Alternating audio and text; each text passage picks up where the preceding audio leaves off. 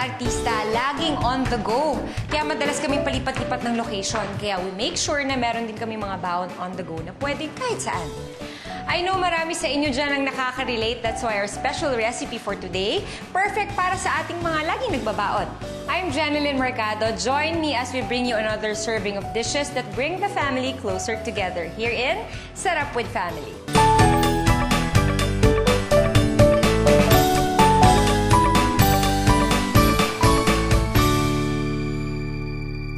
Nako mga kapuso, napadaan itong friend ko na si Bettina Carlo. Saktong-sakto, naghahanda ako ng pagkain. Ayun na nga, sakto nga talaga ako. Kasi nagtitip yung sa kabila. Sabi, on call ka muna. So, kailangan ko mag-kill ng time. Naisipan kong dumaan dito kasi baka makakain. Ang galing mo tumahin nga, in fairness, ha? Ano ba to? Inihahanda ko lang yung mga ingredients para sa gagamitin ko, para dun sa ating dish for today. Ang CDO Fantastic Young Pork Tocino Asado Quapaw with Sesame Mayo. Wow! Asado kwapaw. Bago yun, ha? Okay, ito yung mga ingredients na kakailanganin natin. 1 pack 450 grams CDO Fantastic Young Pork Tocino sliced into 1/2 inch strips. 2 cloves garlic chopped, 1.5 cups water, 1/4 cup soy sauce, 1/2 tablespoon brown sugar, 1 piece bay leaf, 2 pieces star anise, 1 tablespoon oil, 5 pieces quapaw, 1 head Loloroso lettuce or iceberg lettuce, 1 cup mayonnaise, 2 tablespoons sesame oil, 2 teaspoons sesame seed, salt and pepper to taste. Yan. Siyempre, painitin muna natin yung pan.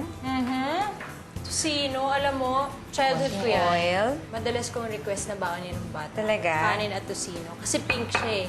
Di ba? Yung diba? color. Oo. Na-attract niya yung mga kids eh. Pag Kasi ang batang ganda ng babae kulay. ka, Lagyan na natin ang ating CDO Fantastic Young Pork Tocino. kailangan young talaga. Para malambot. Young. Oo. Itong tocino na ito, gawa ito sa 100% young pork. Siguradong malambot. Kasi yung iba, gawa lang sa inahing baboy. Yung mga So, nabibili tough lang na sa- siya Oo. pag matanda. Tsaka ito, tinan mo, madali lang siya lutuin. I-fry mo lang. Hindi ka tulad ng iba, di ba, pinapakuluan pa sa i-fry. Yes. Oh. So, ito, madali. Diretso na. Makakasave ka talaga. Oo ng nga, time. no. Hindi ko nga alam para magluto ng tocino. Naalala ko lang yung nanay ko, pinapakuluan niya pa. Oo. Tama. Ito, Ito, wala diretso nang na. pakulo. Fry na agad. Okay. Tsaka manipis nga siya. Oh. Maganda siya, tsaka hindi siya masyadong lumiliit kapag pina-fry mo. Kasi yung iba, di ba, nagsishrink talaga? Oo, dati yung tocino ko, sakto lang dun sa kutsara akong maliit. So talaga, ang laki nga ng sinishrink niya. Eto, mapapansin mo, pagkaluto niya, hindi siya halos konting-konti lang. Yes. Nililiit. Ma'am Shalgip rin. Ayan, Bettina, luto na ang ating tocino. Yes, So, hindi nga siya lumiit ng sobra. diba? Konting-konti lang. Tatabi muna natin siya. Ako, mauubos ko na yan. Nako! Okay. Habang gagawin natin yung sauce. Yes. Set aside. Isusutay na natin ang ating garlic. Sarap. Ang sarap sa kanin pag Diba? matamis eh. Parang lumalangoy na yung kanin mo sa sauce niya. Okay.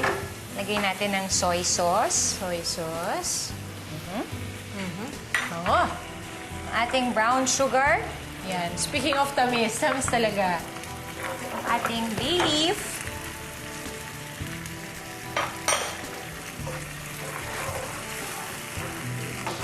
Ang star anise.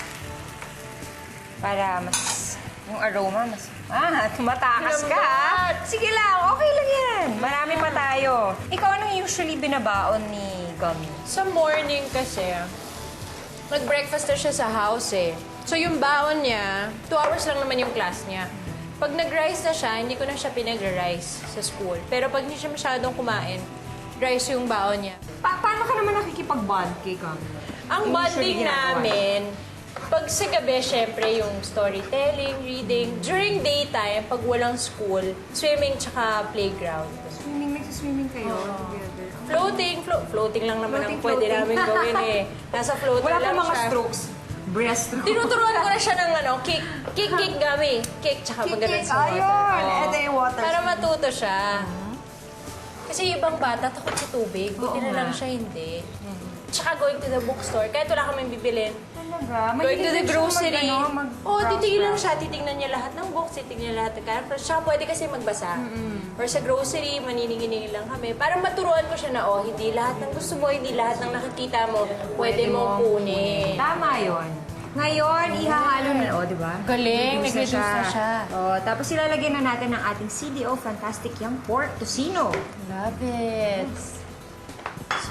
Tapos, Tina, favor. Okay, what to do? Habang ako'y pinaghahalo-halo dito, pwede mo nang i-mix itong ating mayo, Okay. ating I'll use a whisk. sesame oil, Sesame oil.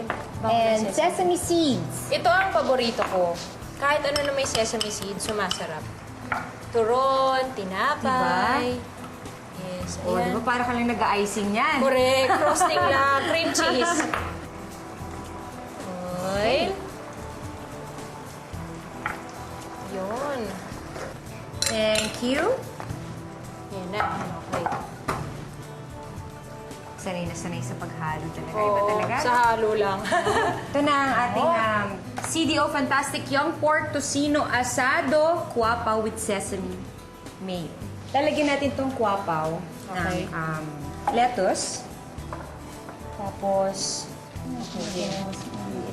Tig-isa tayo. Tuning. pwede mong punit-punitin. Okay. Liit. Para may gulay. Balanse. May pork ka, pero may gulay ka. Yummy! Yan. Yummers! Kulurete. Yan. Yan. Ano naman? Whoopee! Parang asarap, no? Oo. Okay. Tapos, Sarap kasi masos. And lalagyan natin ng finally, konti sa ibabaw lang. sesame mayo sa ibabaw. Hindi na naman siya ganun ka-fattening kasi makokontrol mo din yun. Oo, kung gaano mo karaming gusto yung ating sesame mayo. Yahoo! Oh. Yan na, teka ha. Sorry ah. This is very Instagram worthy. 1, 2, 3, smile babies! Ang CDO Fantastic Young Pork Tocino Asado Kuapaw with Sesame Mayo. Yan! Yeah. Okay. Ready to eat na. Okay na. Instagram na eh. O, ano pa hinihintay natin? Tikman na Let's natin. go! Let's go! I'm go. so excited. I'm so happy na meron ako na-discover na tocino recipe. Game. Hanggang dalawa lang to. Kanya-kanyang kuha na tayo. Harap! First, ang lambot niya. At saka, ang sarap ng timpla kasi ang tamis niya. And I love it na nasa Kuapaw siya. So, ang dali niyang dalhin. At masishare ko pa siya, di ba? Madadala ko siya sa taping. And madadala feeling ko ko sa taping. magustuhan to ni Gami. Kasi kakaibang sandwich yung itsura. Siyempre, niluto natin yan with CDO Fantastic Young Pork Tocino na gawa sa 100% young pork. Sarap. Kaya siguradong malambot yan at talagang masarap. And it's also easy to make. First, fry CDO Fantastic Young Pork Tocino until caramelized and set aside. Sauté garlic, then add in soy sauce, brown sugar, bay leaf, and star anise. Add water, then reduce for a few minutes. Add in cooked CDO Fantastic Young Pork Tocino. Mix mayonnaise, sesame oil, and sesame seeds in a separate bowl. Line kuapa with lettuce and CDO Fantastic Young Pork Tocino, then drizzle with sesame mayo. O, di ba? Hindi nyo na kailangan maging chef para makagawa ng ganitong klaseng dish. Yes. Isang fantastic dish. love Kung kailangan nyo lang diskarte and creativity at syempre, mas masarap kung sasamahan natin ng CDO Fantastic Young Pork Tocino. I'm Jenlyn Mercado. Tune in again next time as we share more recipes that bring the family closer together here in Sarap with Family. Kahit ulit. Balik!